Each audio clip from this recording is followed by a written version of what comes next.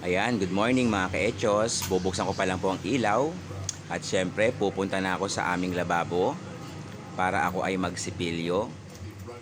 So, yung aking sipilyo dyan ay medyo luma na po. Kailangan ng palitan. At ayan na nga, ubos na rin ang aming toothpaste. So, kailangan na rin siyang kailangan na rin bumili ng bago. Ayan, no, super pindot na. So, ayan, habang tayo po ay nagpe-prepare magsipilyo, so mamaya po guys ay magwo-walking na naman tayo, araw ng Huwebes. So, I hope na may makasama ako mamaya sa ating pagwo-walking. Kahapon, ang nakasama ko po ay si Ana. I hope na si Ana ay mamaya andyan din para maganda-ganda na naman ang usapan. And then syempre, I hope na may makasama pa tayong iba. Para mas masaya ang usapan, ang magandang kwentuhan.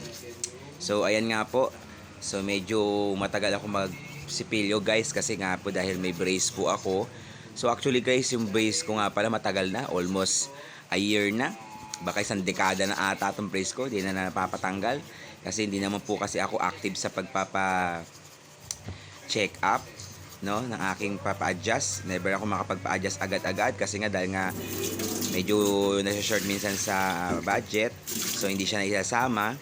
Kaya tiyaga-tiyaga muna ako guys sa aking ngipin. So ayan, tapos ako magsipilyo. So punta na tayo sa sala para tayo ay magsapatos. Ayan, binuksan ko na po yung ilaw kasi patay din po ang ilaw dyan. And then syempre, kinuha ko na yung aking sapatos at ayan na nga, inire-ready ko na. Ayan, magme-medyas na ako. So guys, yung medyas ko medyo maitim na kasi nga ilang araw ko na rin ginamit.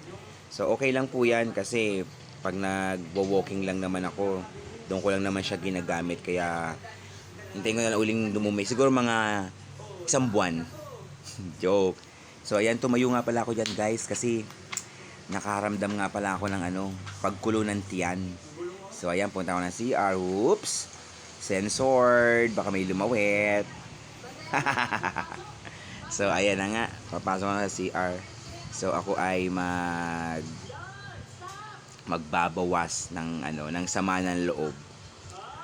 Dahil kahapon sobrang sama ng aking loob. So ayan, medyo natagalan tayo sa pagdumi dyan. So hindi ko na pinag-forward para okay pa rin ang ating pag-uusap. So ayan guys, no, kita nyo naman yung aking lababo, aking kusina, may mga kung ano pang mga nakalagay dyan. So yun nga pala guys, habang tayo nag-aantay dyan, dahil ako po ay nagbabawas, baka gusto nyong pumasyal sa aming munting tahanan. Yun na pala ako, bigyan na ako lumabas. Buti na lang, hindi nakita yung paglawit-lawit. So ayan, diretso ulit tayo sa ating sala. Diretso na tayo sa ating pagsasapatos. Ayan, dahil medyo lumiliwanag na po yan. So ang target ko po ay makaalis ng alas 5 ng umaga. Para target natin ay 6 AM ay makauwi na. 1 hour lang po.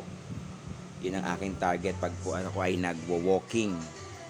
So ayan, sa sapatos tayo. So guys, medyo matagal ako magsuot ng sapatos kasi yung sapatos ko po, original po siya. Nabili ko po siya sa Batangas. So ukay lang po yan. Ang halaga po niyan ay 300 pesos po ata o 350 ang bili ko dyan. Pero napakaganda pa naman po. Maganda sa paa, masarap sa paa. Napakagandang ilakad. Alam niyo po yung parang may sapatos ka pero feeling mo wala kang sapatos kasi nga ang gaang-gaang. Para ka kang nakapagsuot ng sapatos na styrofoam, ganoon. Ganoon po siyang kagaang yung sapatos na yan. Kaya noong una nag-aalangan pa akong nag-aalangan pa akong bilihin.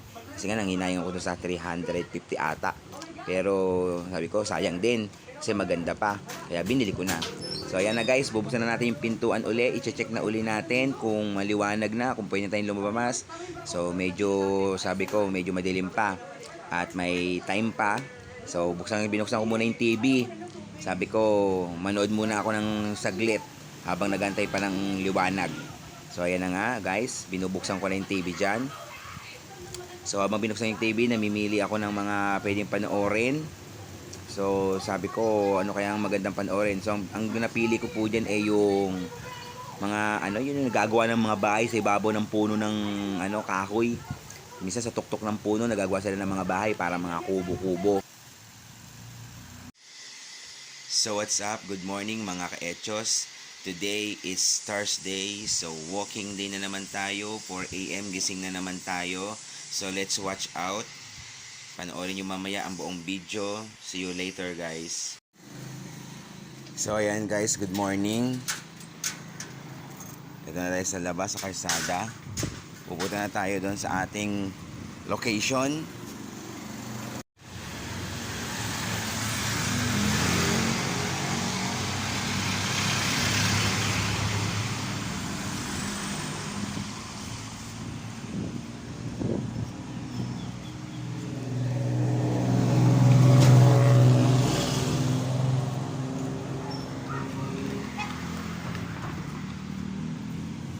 So, medyo mapaliwanag na.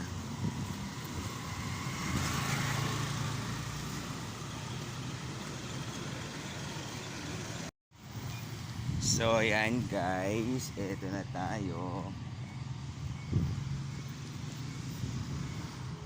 Ayun ako pa? Ay, saka pa lang. Nanonood pa kasi ako ng TV.